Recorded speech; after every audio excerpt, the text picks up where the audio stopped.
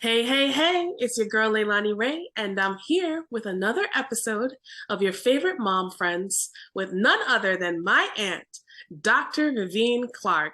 You guys, I cannot express how excited I am to have my Aunt Vivian on the show, on this podcast. Any mom, any mom would be super excited, super over the top to be able to pick their pediatrician's brain, okay? And this is just one of those exceptional and unique opportunities to do that. My Aunt Vivian, she's been practicing as a pediatrician for over 10 years, and she's been in the industry, if you will. She started out in Jamaica back in the early 90s, and she migrated to the United States. She went to Howard University, graduated with her Bachelor in Science in Clinical Laboratory Studies, or did I get that right? Clinical Laboratory Sciences, yeah, as magna cum laude, okay? You can't get any better than that. Then she went and got her residency, right? And listen, she got awards just getting thrown at her like rice, okay? She was just awarded because she had such a passion towards the pediatric community. And they had to recognize that for her during her residency. So, needless to say, I am very proud to have my aunt on. And as she goes by the baby whisperer, the child whisperer, this is just going to be such an awesome interview. She is brilliant, and we have her mind here to kind of share her knowledge, and I can't wait to pick it apart. So, Aunt Vivian, welcome to your favorite Mom Friends podcast. How are you today? Thank you so much for inviting me to share on your podcast. I am fine. Oh my gosh. This is so exciting to have you. Like, I honestly, this is like one of the biggest moments for me to have you on. I know that, not everybody wants to come on and do the camera thing, but this is an exceptional moment. So I just have to thank you again and again and again. I know that my YFMF moms, it is a Facebook group online. So go and join that, your favorite mom friends group. They are going to be so excited to know that a pediatrician has given their very valuable time to come on and talk to us. So let's get into some fun questions before we jump in, because I want, moms to get to know you a little bit, and let's just have some fun. It's a podcast tradition, if you will, at this point. Are you ready for some fun questions, Auntie? I am ready. All right, let's do it. Okay. If you were stuck on a deserted island, okay, and you had to select one medical tool to survive, let's pretend like, you have something going on and you have one medical tool to survive. Which one would it be? Wow. What? One medical What tool. What is that question? I know. One medical tool. Well, you got one around your neck right now. I don't think this is going to help me. Okay. I don't think this medical You're on a deserted island, like. What medical tool? Well, actually, probably a scalpel blade would be good. Oh, okay. What are we using the scalpel for? Well, I can use it to cut stuff. I can use it to dig a hole. I feel like it's the first thing that came to my mind, I can't think of anything else. We're digging holes. Wait, what? Well, I'm thinking about it. We're digging holes with scalpels? Hold on. Let me think. Hold the phone. No, but you know what? A scalpel, I think that is a good tool to have because it's sharp enough. I am no doctor, okay? I'm not a medical doctor, I can tell you that. But I know from watching Grey's Anatomy, okay? Shout out to Grey's Anatomy, because Grey's Anatomy, I absolutely love that show. And to be honest with you, I watched probably too much of it. And after that, I was like too deep into college by the time I was like, maybe I should be like is it cardiothoracic surgeon? Something, cardiologist. I wanted to go that route because I was like, this looks like so much fun. Going in, kind of, like it's a surgeon, the cardiothoracic surgeon, right? Is that what it's called? Yeah, for heart Yeah. surgery. Yeah, exactly. I was like, oh yeah, I like when they pull the heart out, it's like beating stuff. So I You just, know, a lot of times the shows are a bit are yeah, not always I too know. reflective of the reality, but I share your enthusiasm. Yes. I know. Hey, guys, that means that I'm so warped in my thinking. Like, Grey's Anatomy is so far off the charts when it comes to actual medical practice, okay? You heard it from Dr. Clark on the show, all right? Oh my goodness. You're gonna I'm have to see if telling the producers calling me. you. No, I'm just saying that. No. It's true, though. It's so true. Like, they know that they definitely take some liberties in how they, put out these shows. Yeah, that's what I'm saying. I mean, they have their, their ups, that's what I would say. Yeah. I know for me, like when I watch like the lawyer shows, I'm just like, okay, come on. Like you can't go in court without a jacket, without a blazer. Why are you in with short sleeves, So Mhm. it's just little like etiquettes, and it's not the same thing as doing open heart surgery, and God knows the difference between that on TV and in real life. But but I just had that enthusiasm. Anyway, I see your point with the scalpel. Is I can imagine it being a very useful tool. It was just funny. The digging the hole part had me laughing. Well, if there's nothing there, like so, the blade to me is the equivalent of having like a pen knife. You know, Yeah, it's okay. so if you needed to cut something, you needed a reflection, you needed to, it, Yeah. Yeah. I don't know. That is so funny. I think it's a good tool for what my non-medical opinion is worth. Ah, Okay. um, okay. So another question. This is random. If you had to pick a superpower, what would it be? honestly, if I could Mm, pick a superpower, I would like to have the power to heal. Because sometimes, that makes sense. sometimes you just want to say boo-boos be gone, Yeah. and You guys see how pure her heart is? Oh my gosh.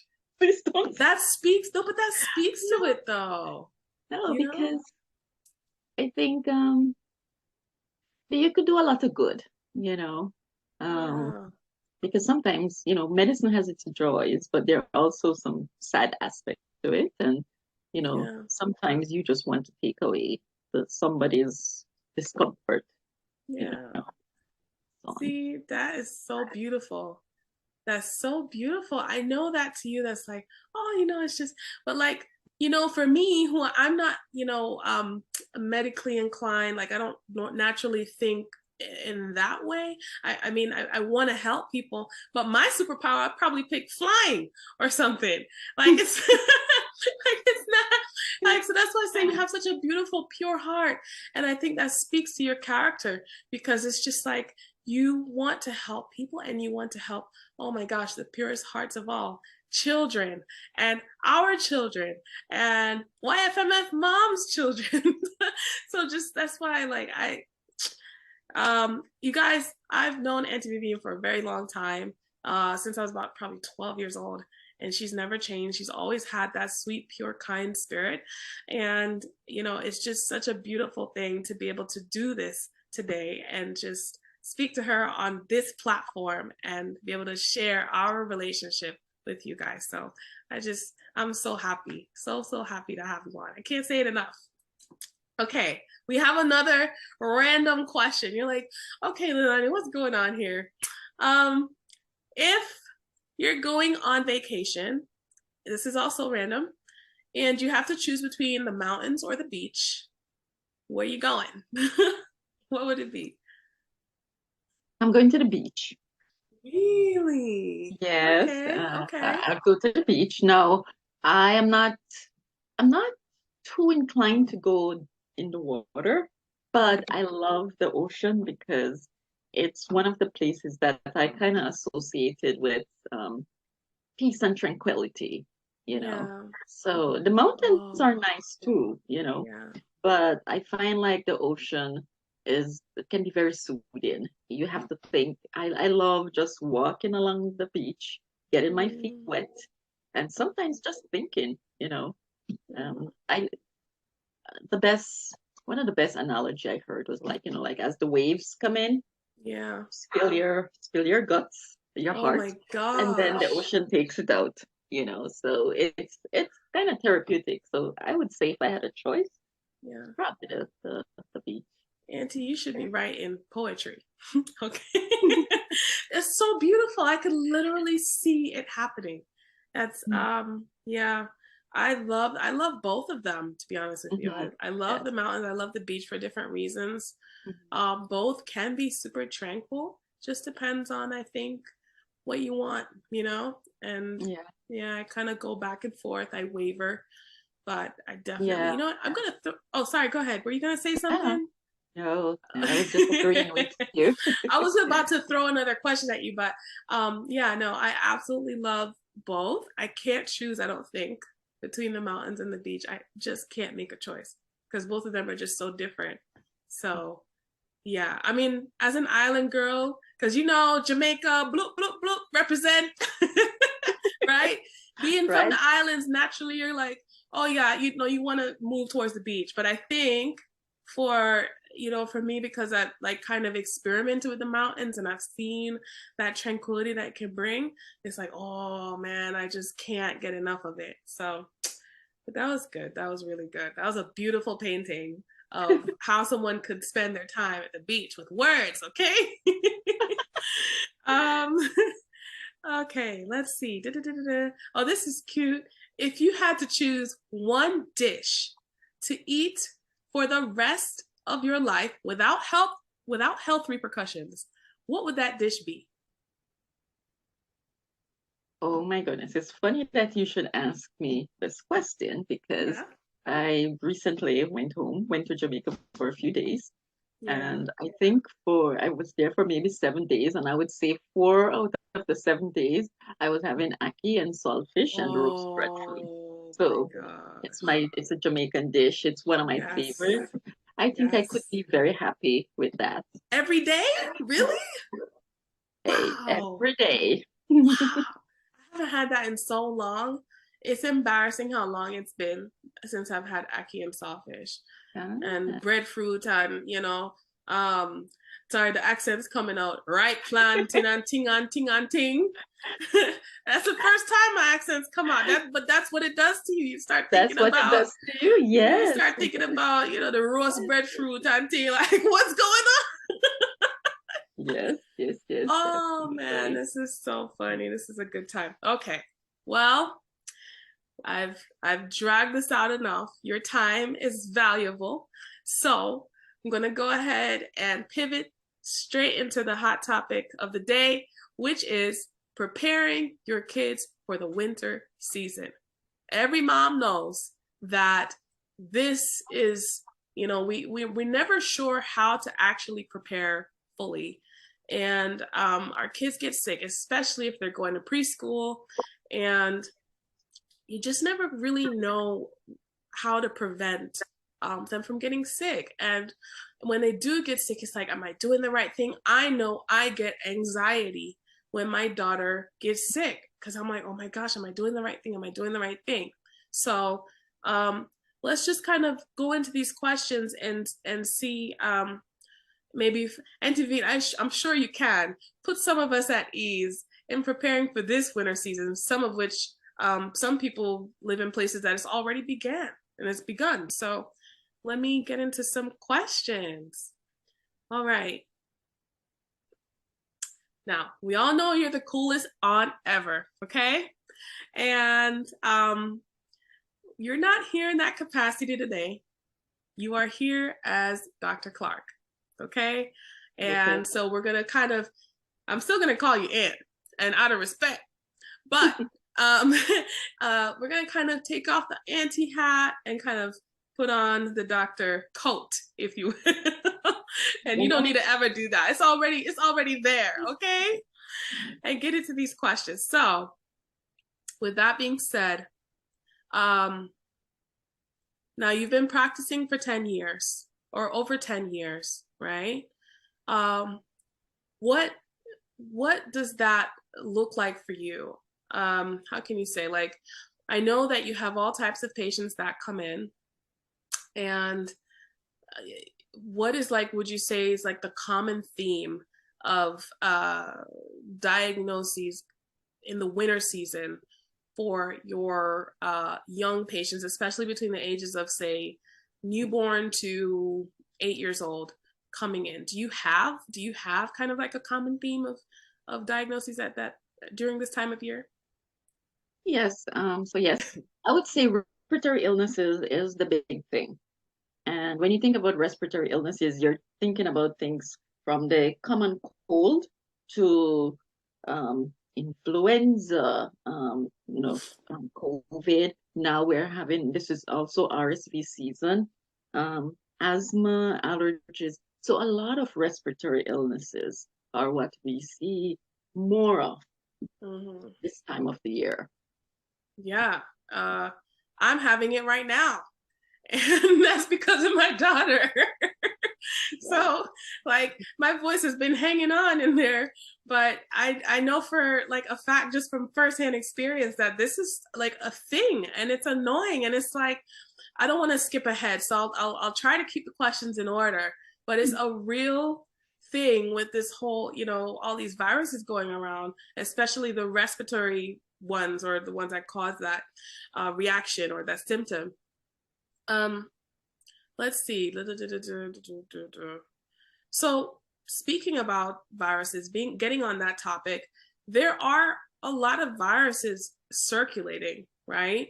And trying to narrow them down, especially every time our little ones get sick, it can be difficult to do without going to the doctor and actually, swabbing or taking those tests, right? So, and that, you know, if we try to talk about preventative care for all of those uh, viruses, we could be here literally all day potentially, because there's so many of them, at least my understanding. So, with that said, what would you say, Auntie, is the most efficient way of preventing uh, those respiratory illnesses during the winter season for our kids, and specifically prevent catching viruses and ultimately spreading them? What are those practical things that we can do? I wish I could say that there is just one way. You do this and you will not get this virus, you know. Mm-hmm. But, the human body, it is as fascinating and as it is complex, you know. And so viruses are out there, sometimes despite your best effort, and we'll talk about some ways that you can try to minimize, catching one. Sometimes despite your best effort, you still get sick because you cannot control everything. You have to go out. We're social beings, so we're around other people. Your kids are with other kids. Um, but that being said, I think that there are a couple things that we can do, that families can do. So good hand washing. That's one of the first thing that comes to my mind. So good hand washing. Try to minimize your exposure to sick contacts. And I say try because, if you're a parent, your little kid is in daycare, that little kid is around other kids. And I don't know if you've ever watched little kids play with each other. Oh my gosh. They Oof. touch stuff in their mouth, Everything. sharing Yeah. it with each other, then so it's easy for things to spread from Mhm. one kid to the other, and then the kids come home and they hug mommy and daddy and Oh grandma. my gosh. Yeah. Get the You know, hugs in. right. So that's what I mean when I say sometimes you can't control everything, but Mhm. certainly, I'll tell parents, try to the things that you can control, you try. So good hand washing, it's important, try to minimize sick contact. Sometimes um, the parents, in my experience, parents are sometimes we'd say, why does this parent send this kid to daycare knowing that the child is sick? You know, a lot of times, if the kid doesn't have a fever, it's usually not a reason to keep the kid home, because otherwise most of the daycare would be empty, because kids, they get little cold symptoms, runny nose, that sort of thing. But it's hard. But if your kid is sick and you can help it, you can keep that kid home. That being said, in my experience, sometimes the reality of it is that to keep a kid home means that the parent will have to take off from work. And depending on the type of job that the parent has, their employer might not be so understanding. So I have had scenarios where the mom says, I knew he was sick, but I gave him fever medicine and sent him off to daycare anyway, because it's the reality. Mom has to work and, doesn't have any time off. But if you can do that. Another big thing to do is, immunize your child. I know there's a lot of controversy surrounding vaccines, but if anyone just watch what happened over the past couple of years with COVID, vaccines work. Nothing is 100%, but they work. Okay. So give your child a vaccination, so we're in flu season, there are flu vaccines. If you have concerns, don't be afraid to talk to your pediatrician about, I'm thinking about this vaccine, but I've been reading on the internet that this happens and that happens. I often tell my parents, vaccines are like medicines. Think about something like your acetaminophen.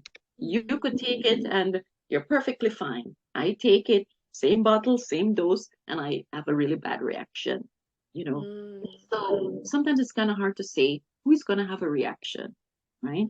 It's not the majority, and the benefits of vaccinating your child far outweigh the risk, right?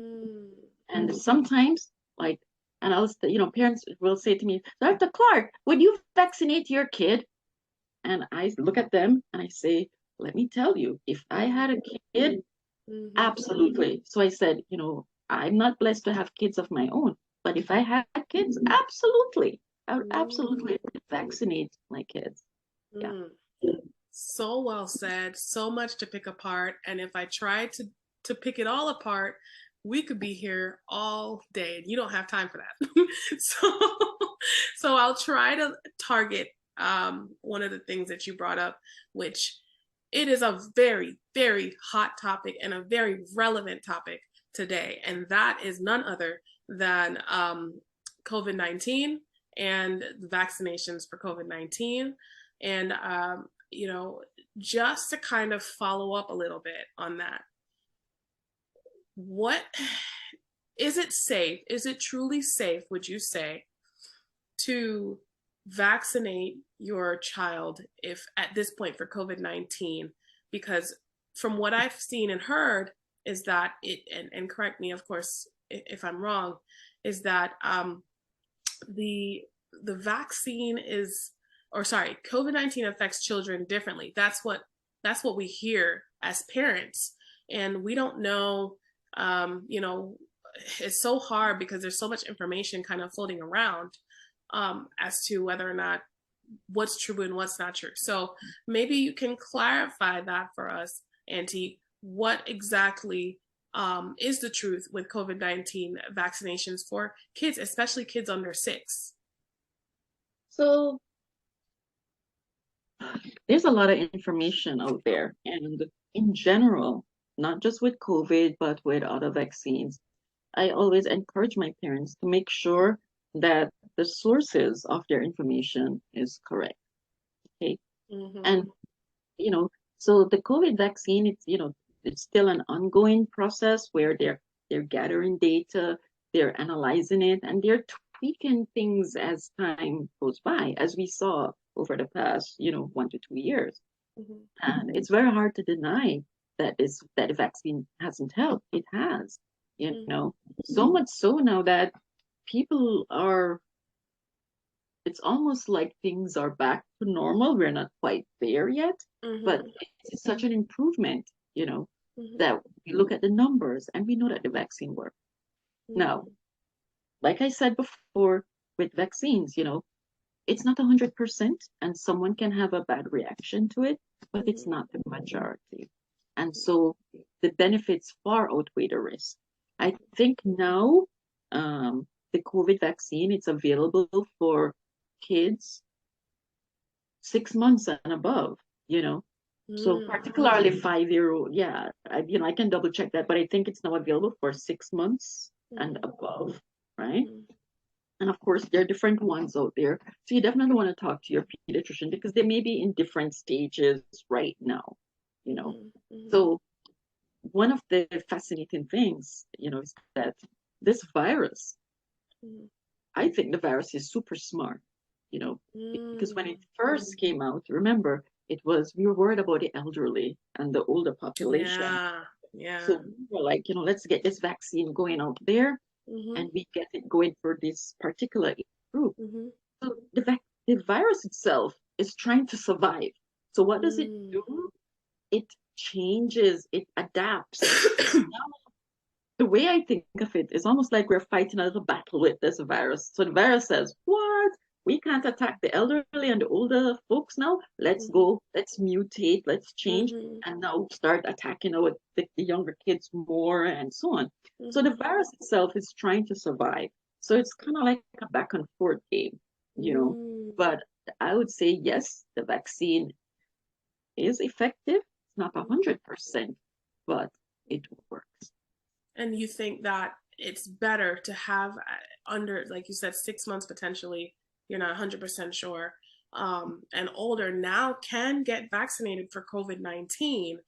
Um, do you believe that it is better to have that vaccination at that age versus to not have it and just to kind of see, because apparently or supposedly the rumor is that the kids handle it better. I think it's worth getting the vaccine.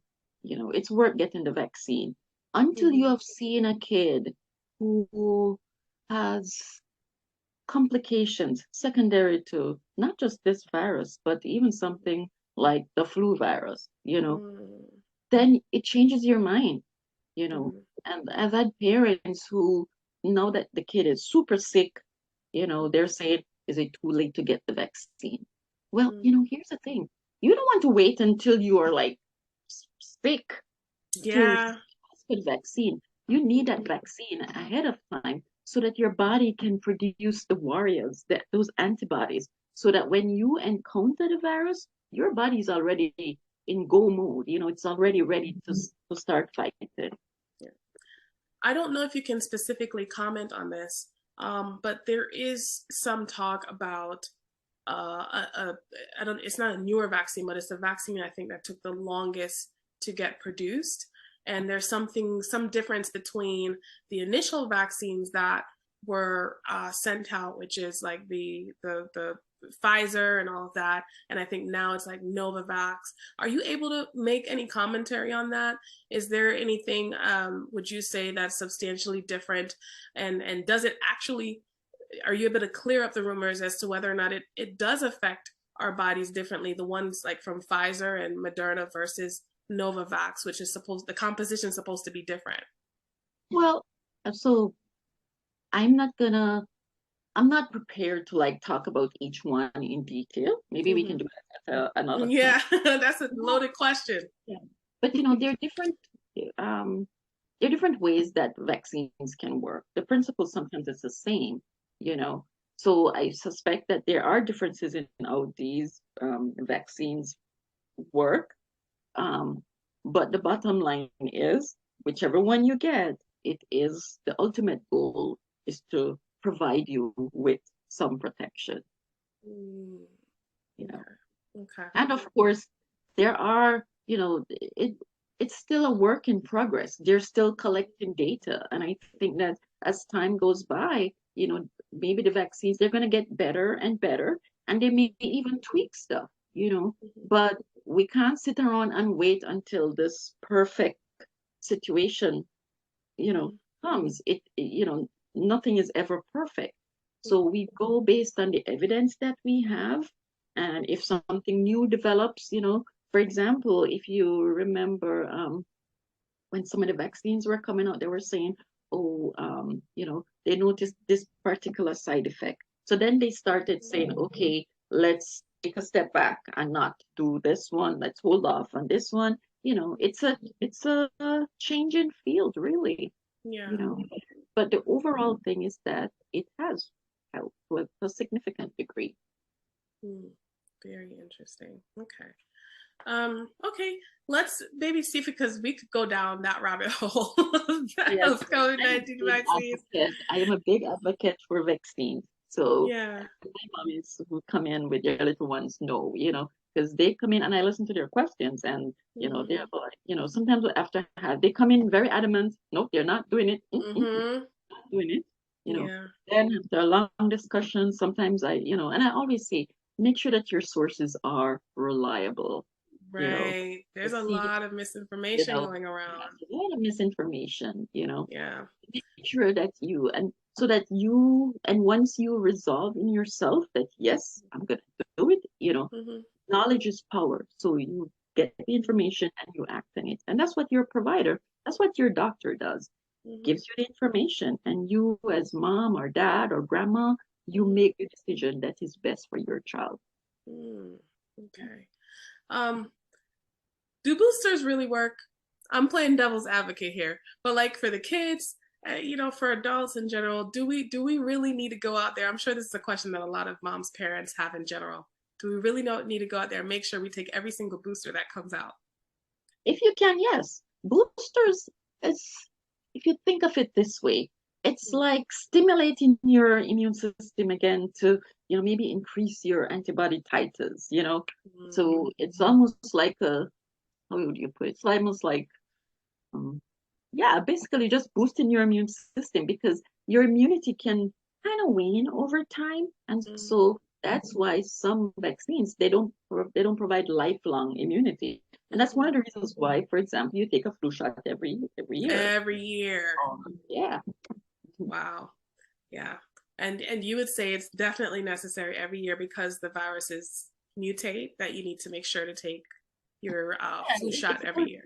That's the current recommendation. And, Okay. we try to practice evidence-based medicine. And right now, the recommendation is that you get your flu vaccine. And while we're on the flu vaccine, so the Mm-hmm. flu vaccine, as you know, your child can start getting it at the age of 6 months.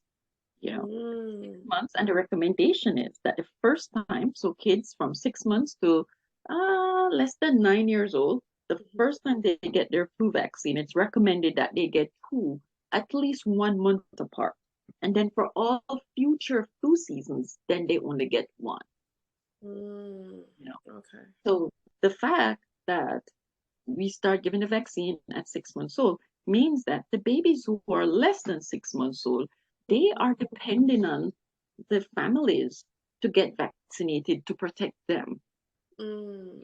So that's one of the things families need to understand, that Mm-hmm. the little ones who are less than 6 months old, and they have siblings, or older siblings, parents, grandparents, it's important that they get vaccinated to protect the ones who are not able to get vaccinated as yet. Right, right. Okay, so let's see. What would you say? You've seen it all, you've heard it all, you've practiced for so many years, and you've seen so many patients. What would you say is the biggest mistake that parents make during the winter season with their kids? That's a good question. Um, I don't know if, let's see, biggest mistake. Well, I think not vaccinating would be one of them. You can, yeah, not vaccinating the kids. And Yeah. um, things, now, the other way to look at that question is, let's say, um, if your kids have some underlying condition. So let's say, for example, you have a kid who has asthma, right? A lot of times during the winter months, they're prone to having flare-ups, you know. Mm. So in a scenario like that, a mistake that a family can make is not staying on top of the medications, not having them at home, you know. So you want to make sure if your kid has asthma and your kid is on albuterol, whether it's the pump or the nebulizer, that you do your check with your doctor, you make sure you have your refills, you have your little medicine thing at home, you know. So that would be one. And yeah, and not demonizing your kid. Yeah, yeah. You really place an emphasis on getting vaccinated, getting these kids vaccinated, because that is, I'm guessing, the best chance to protect them and whatever, going out into the world during the winter season, whether it's to Yeah, school or to school playing or with other kids or being exposed. That's their yeah, best. Is that what you're saying? Like, that's their best chance of that's not one of the getting sick. best, the best chance. The other way is you keep them home, you wrap them in a bubble, they never go anywhere. They never, you wear gloves and masks when you're gonna handle them because you're trying to protect them by not putting them out there. Yeah. You will have to stay home too because So I would say, and of course, we always want our little ones, our babies to teenagers, we want them to have the best life. We don't Yeah. want them to not be able to do things because of an illness. So you take the necessary precautions and you give them the best life. And another thing too is to make sure maintain a healthy diet and lifestyle as much as possible. Yeah. Yeah. Yeah. Okay. So this one is interesting because it kind of lends to the old wives' tales and the myths that we hear from our parents and grandparents and great grandparents. It kind of gets passed down, and you're just like, should I be doing this? I don't know. So one of the things I want to ask: how important are head coverings for babies and for even toddlers and even young kids? I mean, I know the older we get, we're a little bit more, our immune system is supposed to be a little bit stronger. But how important is that? Because back in the day, they'd be like, put something on that baby's head before going outside in the cold or at night or Yep. maybe all the time. I remember as a child that was one of the things, we gotta put on that hat or put the On baby the head. hat. And I never really saw the importance of it, but now that I've gone through medical school, so your babies, they tend to lose heat from their head a lot. They have a great what's the word, a body surface area, so they lose, so keeping their heads covered is a good way to maintain their core temperature, right? Okay, so it's definitely important in the younger ones, and it's also important in the older kids too, but not as much. So in answer to your question is yes, it's important. The other thing to add is, if your baby's at home, you don't necessarily have to have the baby in a hat. Okay. Yeah. And in fact, it's not recommended that you put the baby to sleep in a hat. I know we do it, Really? but you have to think about safety. If this hat comes off overnight or if it comes down on the baby's face, it could be a risk for suffocation. So you have to take these things into consideration, that it's gonna stay on, it's not gonna, move. I mean, usually your little newborn is not doing a lot of, I was gonna say that. What about the newborn? yeah, Because I know with my daughter, she had the hat on like all the time. yeah.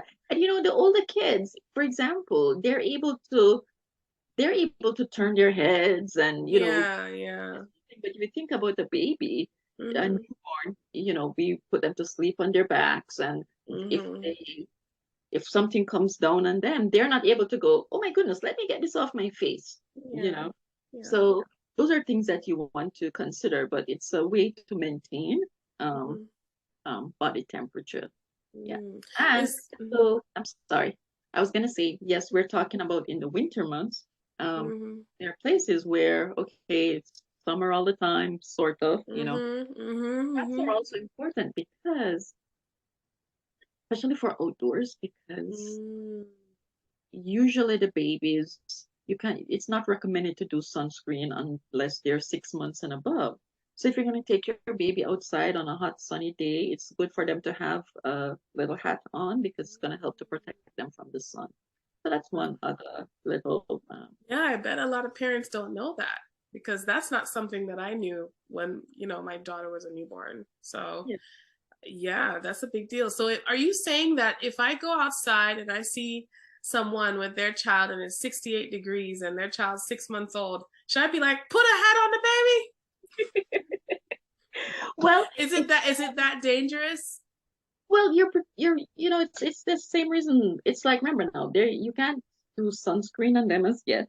So Hmm. you want to keep them, you want to limit sun exposure. So brief periods, so you keep them in the shade. And so it's those little nice little hats that have the little brims that help to Hmm. protect from the the sun.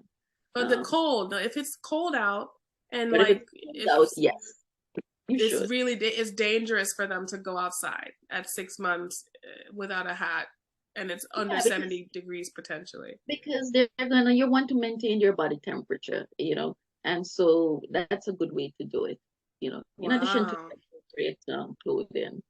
Because I see that so many times and I'm just like, and maybe some children are more prone to getting sick than others, but you see a Mhm. lot of parents that they go outside. At what age would you say that that's not really necessary anymore during the winter season? So do we stop this at 3? Do we stop this at 4? When do we stop, putting the hats on the But kids? but now remember, if you live somewhere where it's snowing, even Yeah. as an adult, you put on a hat, so you kind of fall Um, into that. Yeah, the kids are going out to play. If you're in an area where it's snowing, yes, you want head covering because mhm. now remember, you have to think about things like frostbite, and that's why you do Yeah, the that's a good and point. then yeah. Yeah. So There's no there's cutoff. exactly there's no real caution. It So just, I guess it's dependent, isn't it, on how cold it is outside too. yeah, yeah. So, yeah. So Okay. if it's we go outside briefly, yeah, but if it's snowing and it's an extended time, you definitely want to be appropriately dressed. Right. Yeah. Okay. Um, Continuing with the old wives' tale.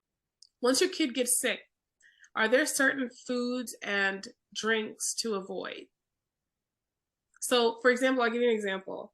So, growing up, you'd hear if your child gets sick, no milk, because I guess maybe something with mucus, no cheese, none of that dairy stuff.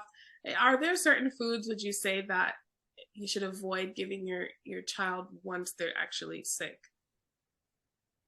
It's been a topic that has been discussed back and forth and various Oh, opinions. wow. But really, the evidence says that there's really no reason to deprive your child. Okay. Mhm. Now, that being said, depending on what's the source of the illness, you may make modifications. And I'll give an example. So, okay, you mentioned like having a cold and no milk or cheese.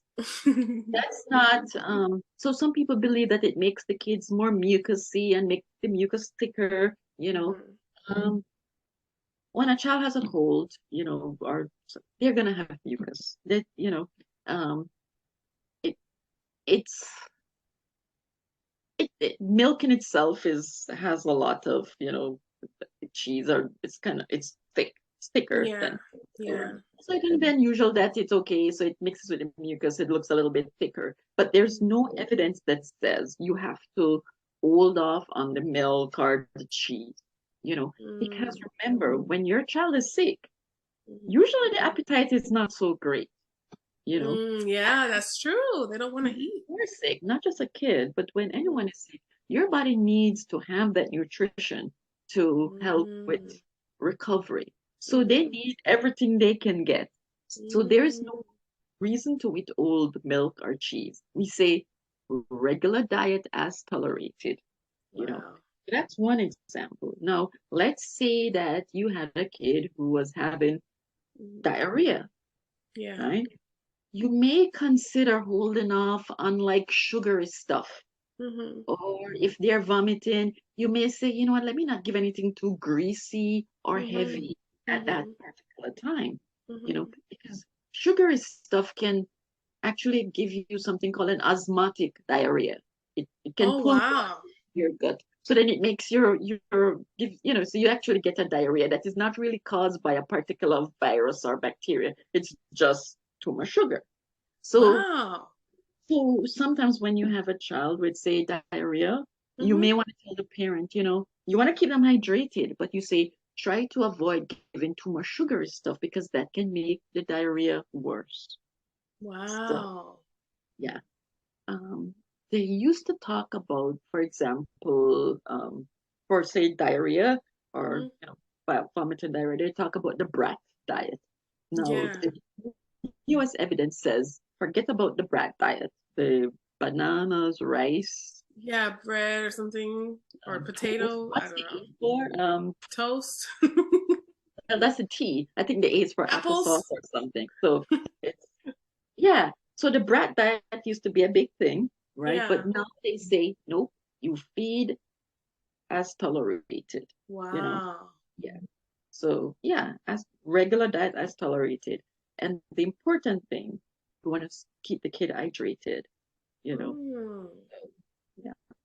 But Wow. there's It's nothing to mhm. really avoid. Now, sometimes, and medicine is not black and white, and that's why you Yeah. asked me a question, and I'm like going It's off. evolving. It changes so much. It changes, and so if someone has, let's say, a bad diarrhea, you Hmm. can temporarily become Hmm. lactose intolerant, you know, Hmm. because you're pooping so much that you're losing that enzyme that you need to break down the lactose in milk. So you can Yeah. temporarily become lactose intolerant.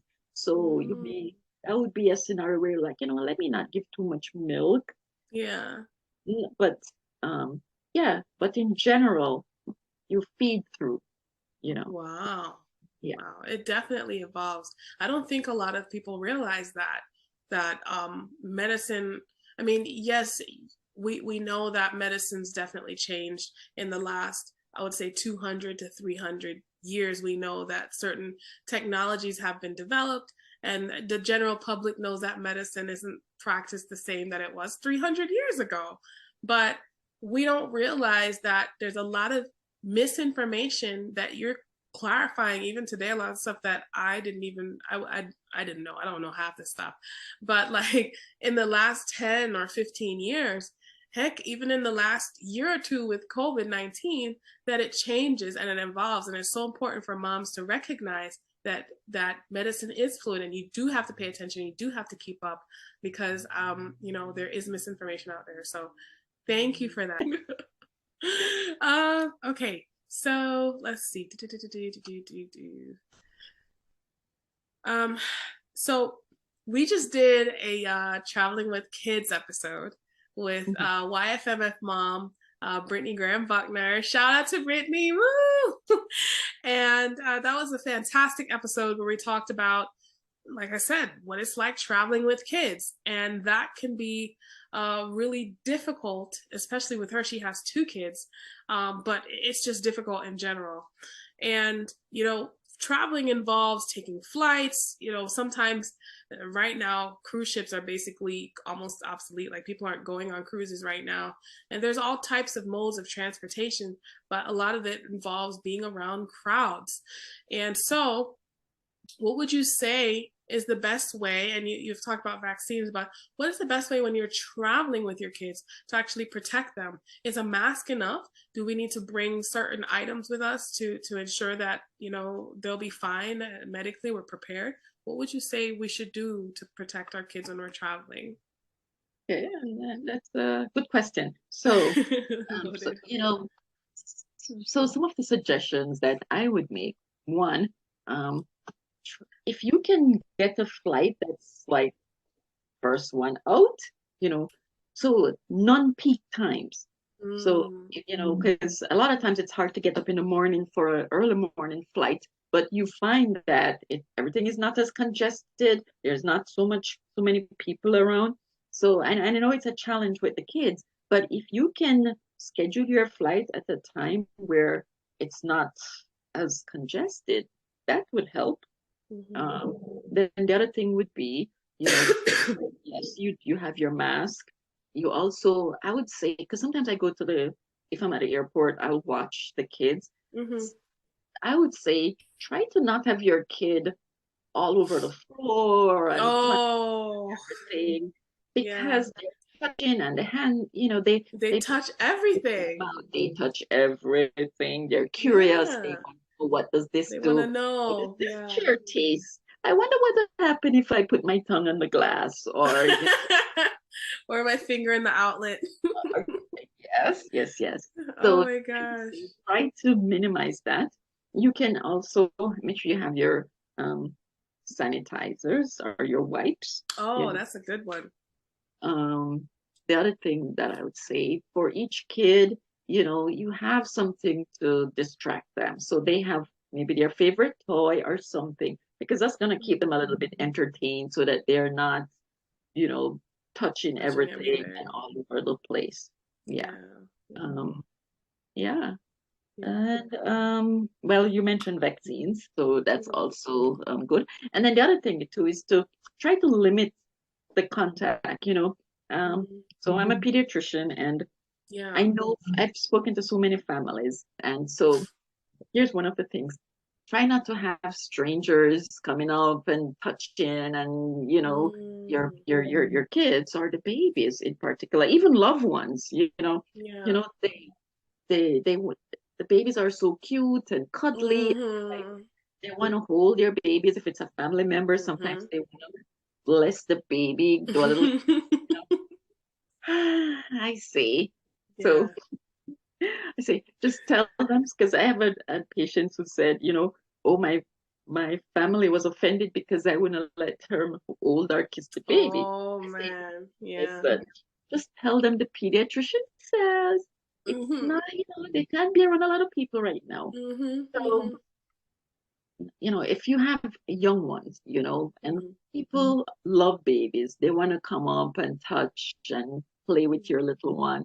If you Mhm. can limit, that's also helpful. Mhm. I know some Yeah. people won't agree with me, but you're trying to do Yeah. preventative. Right. Uh, when you go into the airplane, if you have your wipes, you can wipe down the Mm. Mhm. table, the little knobs, just your Mhm. little area, because that you're trying to be as protective as you can. Right. Exactly. Yeah. Yeah. That's So, very well said and laid out, Auntie. I definitely follow. I have a little bit of germaphobe in me, so especially like because kids are so hard to control, and if they like they want to go on the floor, they see everything they want to touch, and it's just so difficult. I don't know if there's even a clear cut answer to prevent it completely. Um, but yeah, wow. And also, which is there an age that you would say right now? Actually, let me just ask this: is it safe for young children, specifically under 6 months, to travel like on flights and do flights right now during the winter season? Would you say yes. generally? Okay. General, yeah. I mean, you be as careful as you can, but people have to travel with their kids all the time. So Yeah. yeah. Mhm. Yeah. Mm, okay. Yeah. Let's see. If there was one item, because you mentioned a few items just now, and when you're traveling, you need a lot of different items for your kid to kind of keep them calm. But if there was one item that every parent should have when they are traveling, whether it be via flight, road trip, boat, whatever, what would that item be? Uh, I don't know. So like let's say let me try to narrow it down a little bit. Um in case of emergencies, because I guess that's what we're trying Okay. to get Okay. at. Yeah. Well, so I again, this it's gonna depend on your child. Okay. Hmm. Um, for your normal healthy child, if you're traveling, it's not a bad idea to have a few little basic things with you, you know. Mhm. Um, for example, um, you could pack some fever medicine, maybe Mhm. acetaminophen or ibuprofen, right? Mhm. Mhm. Um, you maybe having a thermometer with you, just a little first aid kit with the Mhm. basic stuff. Mhm. Um, if your child is mobile, maybe a few band-aids and a little antiseptic, for all those boo-boos. Um, Yeah. Now, if your child has chronic issues, and I go back again to, for example, asthma, right? Mhm. You want to Mhm. make sure that you have medications with you, you Mhm. know, um, and know your alternatives. So, for example, um, in a child with asthma who is taking albuterol, for example, you Mhm. can give it through a nebulizer. So you have a little machine that you put the medicine in with a mask and tube in, but you have to have an outlet. So you have to have somewhere to plug it in. Mhm. So that's not always feasible, but Yeah. you can also get the same medicine, the same albuterol through a pump, and you can Mhm. have a spacer with a mask so that you can use pretty much anywhere. Mm. You know? Oh. So you want to Yeah, make that's sure definitely that easier. it's definitely easier because Mhm. you're out at the park and your Mhm. kid starts having a little problem, maybe from some sensitivity, and even the cold weather can trigger, Mhm. an asthma flare up. Mhm. May not be able to get back home and get an nebulizer, and you can have this in your purse that you Mhm. can say, okay, you can start off by giving a treatment and seeing how the kid does. So if Mhm. your kid has chronic conditions, you're traveling, make sure that you have the medication, you know. Right. Make sure that you have the number to your pediatrician in case you need to call them. You Mhm. know, Mhm. Depending on what the condition is, you can plan ahead and see, okay, where am I? The place that I'm going to, is there a hospital close by or a pediatric office that I can go to in case I need it? Mhm. So it Mhm. does take a little bit of planning, um, but I would say you have to um, you accommodate the needs of your child, Mhm. Mhm. you know. So yeah. Yeah. Um, that is so important to think it through because sometimes we're in a rush and we're not thinking about what everything that we need to bring, especially like with the nebulizer, where you Mhm. have to, plug it in instead of, you can get like the mobile, you said like with a mask and all of that, where they can just breathe it in. Yeah. So it's things like that. It's like super, especially like for the acetaminophen with the fever and the thermometer. Those are such good points because during the winter season, sometimes these kids just out of nowhere they just have a fever. It's like, why do you have a fever right now? Where is this coming from? And would you say a fever is like one of the uh, uh, quickest ways to kind of see that maybe your child is going to have an extended period of sickness, or is it just sometimes just random and you can maybe, you know, for whatever Well, reason they had a flare up and it goes away? well, a fever would not indicate that there's going to be an extended period of illness. Mm-hmm. I know that in lots of parents, guardians they get scared when the kid has a fever. Yeah, and the But schools they send in the them school, home. yes, yes, yes. But a fever really says my body has something going on, and it is Yeah. doing exactly what it needs to do. So it is Mm-hmm. fighting something. So a fever, it's not always a bad thing. It says that your immune system is working, Oh right? wow. But so fevers make your kids, or not just kids, but it makes you kind of, you know, grumpy, you don't eat, Yeah. you're miserable, The chills. So you treat the fevers with maybe acetaminophen Mm-hmm. or your ibuprofen, right? Mm-hmm. And it takes the temperature down, and you'll see like, oh, the fever went down, the kid perked up. No, Mm-hmm. it takes the fever down, but it doesn't take away what's causing the fever. So it's not unusual that Mm-hmm. once the duration of the medicine comes, that the fever comes back, you know. Mm-hmm. So a fever says your body's doing exactly what it needs to do, Mm. you know. Mm-hmm. Now, that being said, you know, again, it comes back to what else is your child doing? You know, Right. are they Yeah. eating and drinking okay? Are they, playful? Are they, what else is going on with the child? So a Yeah. fever in and itself is not an indication that your child's going to have, an extended period of illness, you know. Mm-hmm. Um, it could be something as mild as just a little cold, you know, because Mm. sometimes there'll be a fever, Mm-hmm. nothing else. And just as Mm-hmm. you said, you're going, okay, That's what's going on? weird. Yeah. And then nothing else, you know. So Mm-hmm. you look at your kid overall, happy, playful, eating and drinking, okay, Mm-hmm. you can monitor, you know. Um, Mm-hmm. so sometimes a fever, and then next day, cough, runny nose, and you go, oh, there it is, Yeah. something was brewing.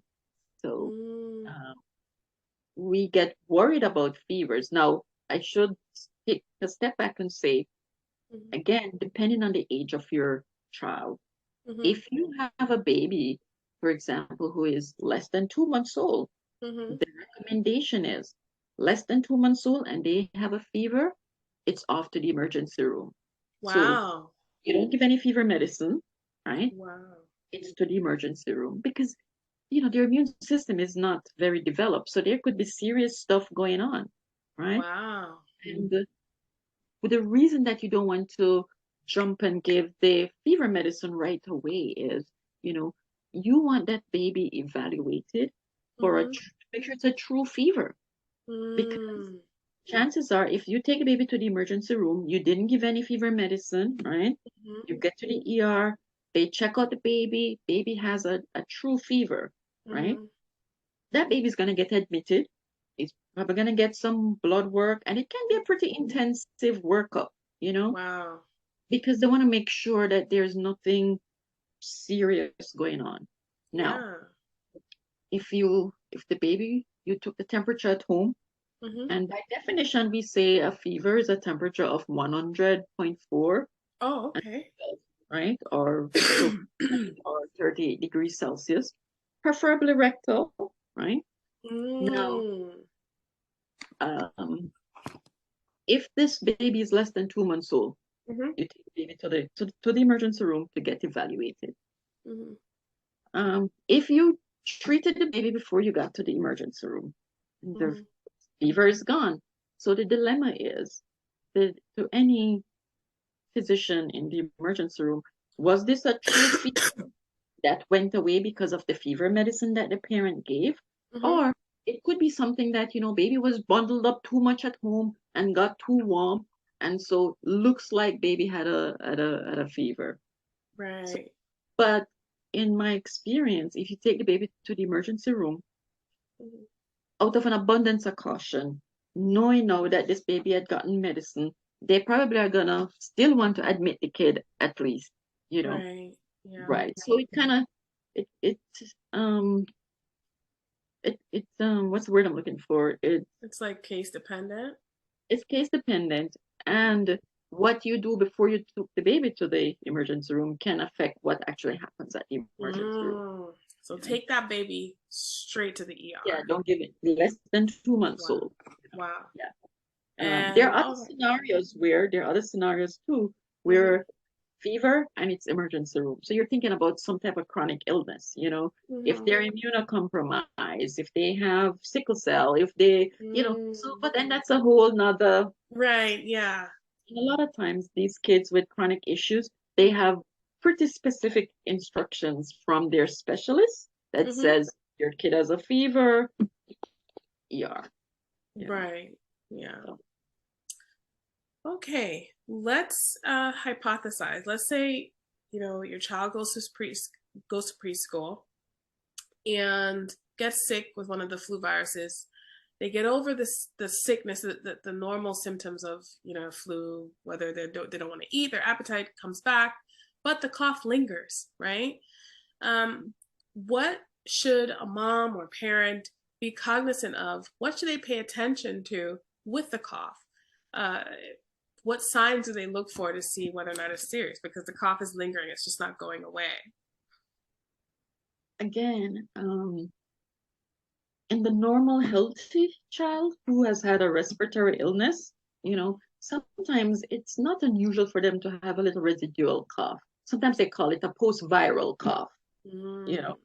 But so the kid is coughing, but otherwise kid looks great, running Yeah. around, playing, Mm-hmm. good appetite, nothing concerning, is keeping up with the others.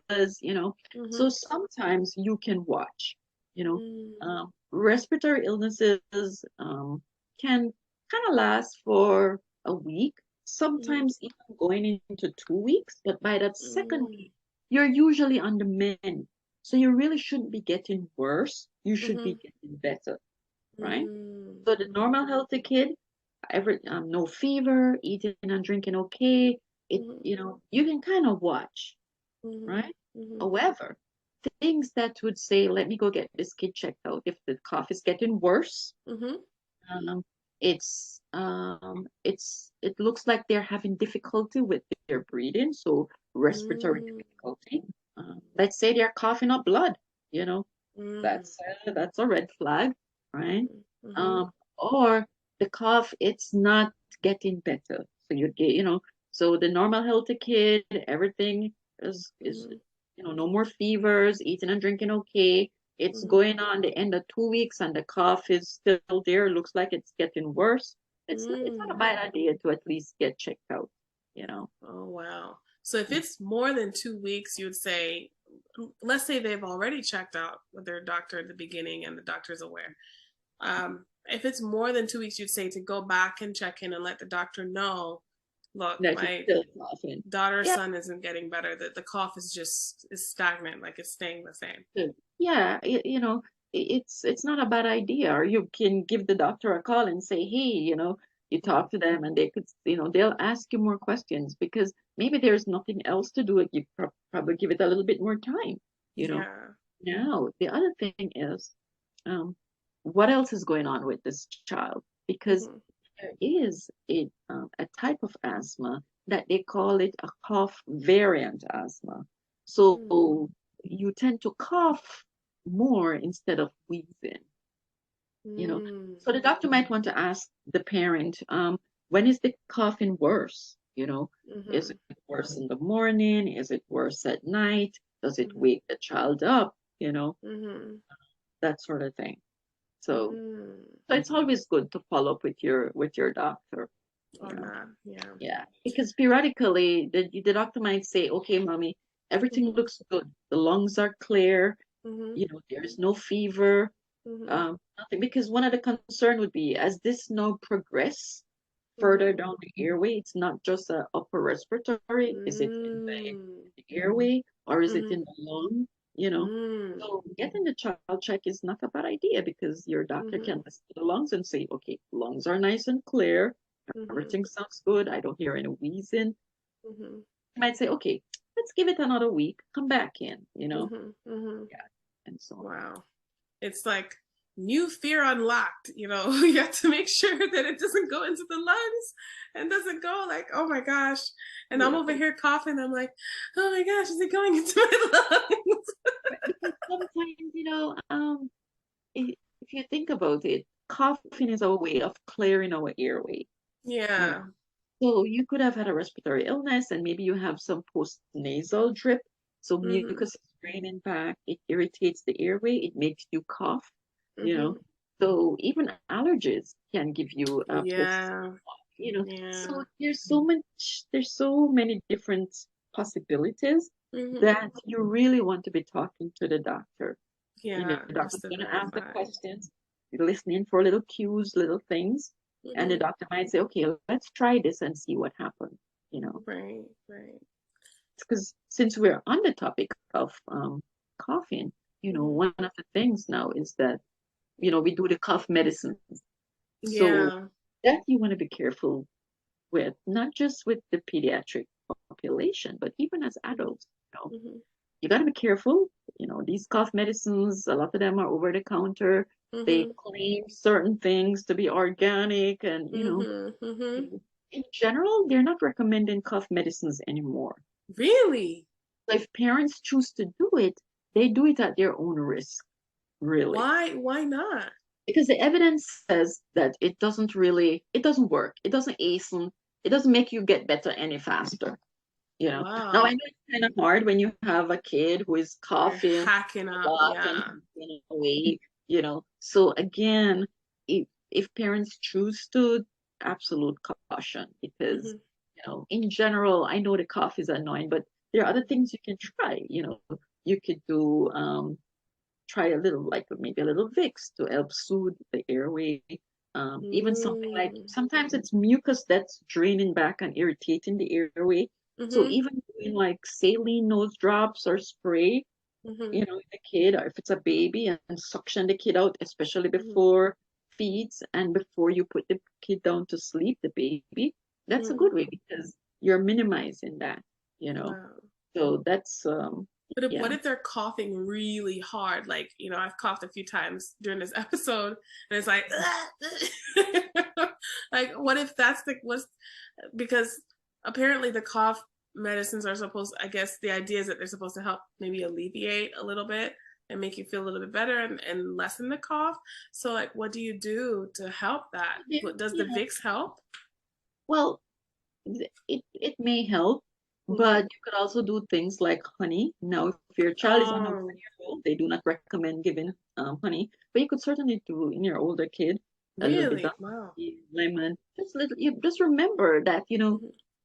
the cough is a part of the respiratory illness, and I know it's hard, but the recommendation is to not do cough medicines, because some of Wow. these cough medicines can decrease your respiratory drive, you know, or your coughing reflex. And so you want to cough because you're clearing your airway, you know. Oh, So you have to do it cautiously, wow. because sometimes these cough medicines are not regulated by the FDA, the Food and Drug Wow. Administration. So what is on the label Hmm. is not always what is in the medicine. Wow. Yeah. That is profound. Oh my gosh. My anxiety. I'm sorry. Oh my gosh. Because I noticed that they have more and more organic cough medicines out on the shelves now. And it's just like, okay, some of the more common ones that I used to see back in the day, I don't see them as often anymore. I see more of the organic ones. I'm like, what is going on? But I never paid attention or paid too much attention to it. So now it's just like hearing that. I'm sure a lot of moms are going to be freaking out listening to this and like,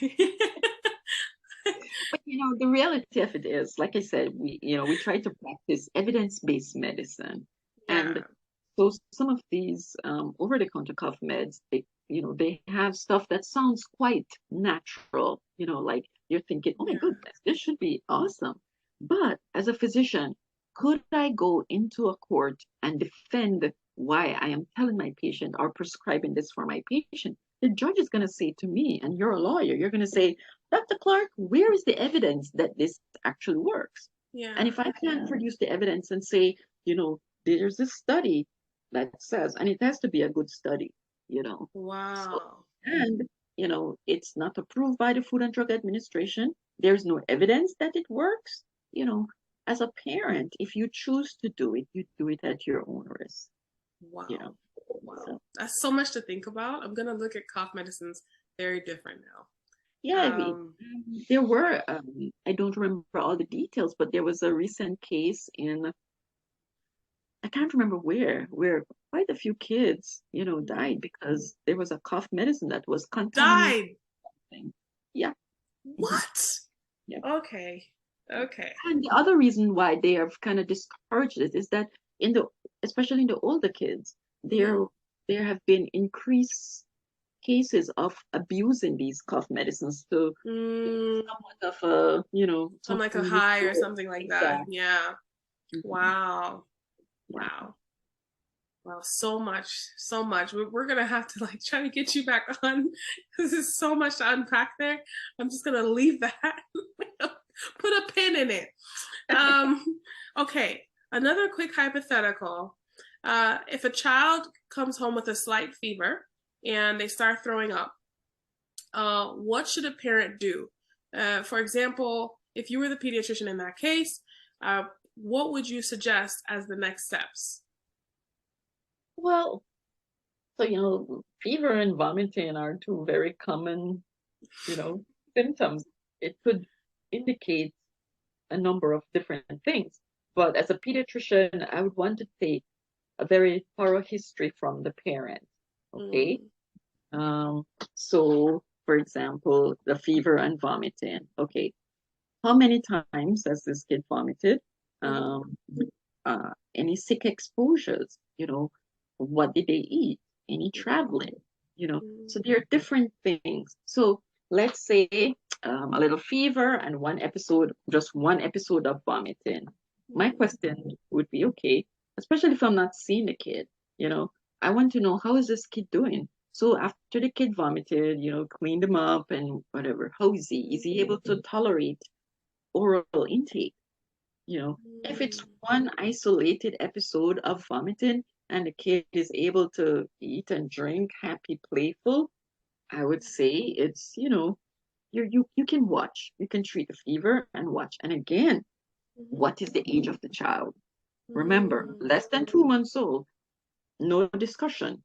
That kid is going to the emergency room. Okay. Wow.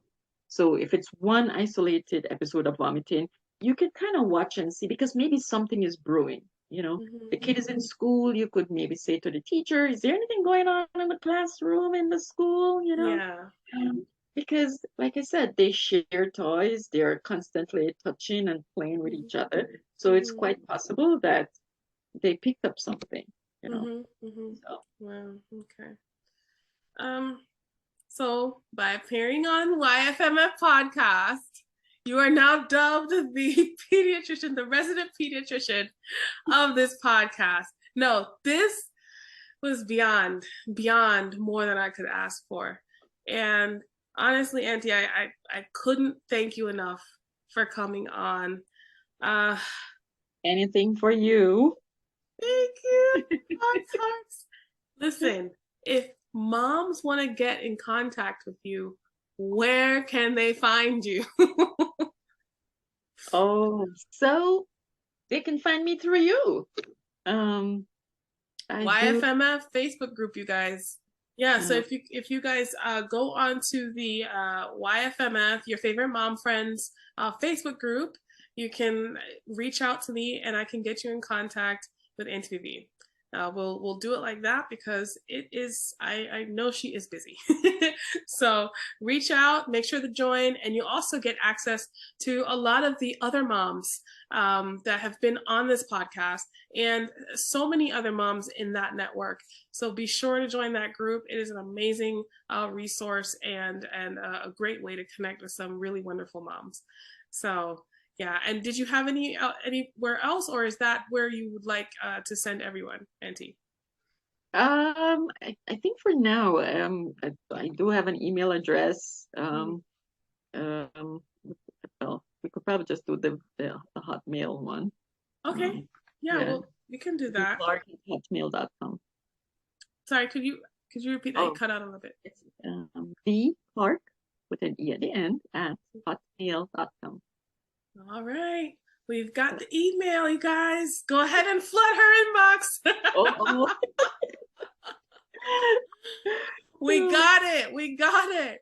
Listen, I feel like a mama bandit right now that's escaped with my favorite pediatrician and held you hostage for arguably maybe, I don't know, an hour, hour and a half to kind of quiz you and ring you with questions. This has been so amazing. I honestly am so humbled and honored to have had you on to the YFMF podcast.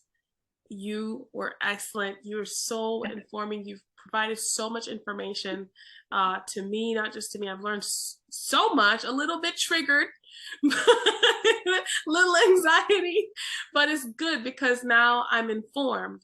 And so many of the other moms watching this, they'll also be informed. And again, you know where to reach Auntie Vivian, aka Dr. Clark, the baby whisperer. And you know where to reach her. Yes. And Auntie, thank you so much for coming onto the podcast. This was absolutely amazing, and I hope that we can have you on again. I know moms will have questions, so thank you, and thank you to all the moms out there.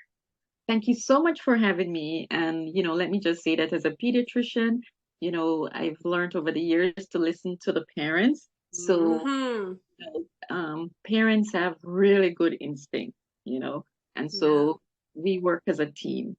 And our parents, whether it's mommy or daddy or grandma or auntie, whoever the guardians are, they are so important because the little ones, including our adolescents too, Yes, the 15, 16, 17. our little ones, they are our future.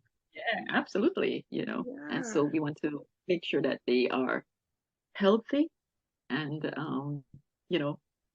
and strong because they are our future. So it's my pleasure. As you can tell, I'm really passionate, and so I can go on and on and on and on. But thank you so much for having me. It was a pleasure. This is gold. Thank you so much. And you know what? Maybe next time we can talk a little bit more about adolescence because we didn't hit on that topic today. And I know that we have some YFMF moms who have teenagers. So that's a whole different discussion. But for now, prepare your kids for the winter season. Thank you so much, Auntie Vivian, aka Dr. Clark, aka the baby whisperer and the child whisperer for coming on. Really appreciate it. Thank you, moms, for watching. Until next time.